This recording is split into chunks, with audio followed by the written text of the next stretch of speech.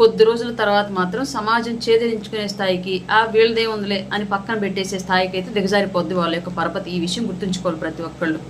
ఇక ఈ విషయానికి వస్తే చాలా రోజుల నుంచి చాలామంది క్వశ్చన్ చేస్తూ ఉన్నారు కొన్ని అంశాలు. మీరెందుకు, నేను ఇప్పటివరకు మాట్లాడిన స్టోరీ కానీ ఇప్పుడు మాట్లాడబోయే స్టోరీకి సంబంధం లేదు. ఇది మాత్రం మధ్యలో ఫుల్ స్టాప్ ఆర్ కామ పెట్టుకున్న తర్వాతే వినండి. కన్నా రజనీ గారి విషయంలో మీరు ఎందుకు స్పందించట్లేదు, ఆవిడ ఇష్టం వచ్చినట్టుగా మాట్లాడుతుంది కదా, మీరు ఎందుకు మాట్లాడరని చెప్పేసి నన్ను చాలా మంది క్వశ్చన్ చేశారు. నేను అన్న ఆన్సర్ ఒకటే, ఆవిడ ఏదో పాత ఎంచుకుంది, ఆవిడ దారిలో ఆవిడ పోనివ్వండి, మనం ఎందుకు అడ్డుపడటం ఆ దారికి. మనం అడ్డుపడితే ఆగే వ్యక్తి అయితే పార్టీలోనే ఉండేది.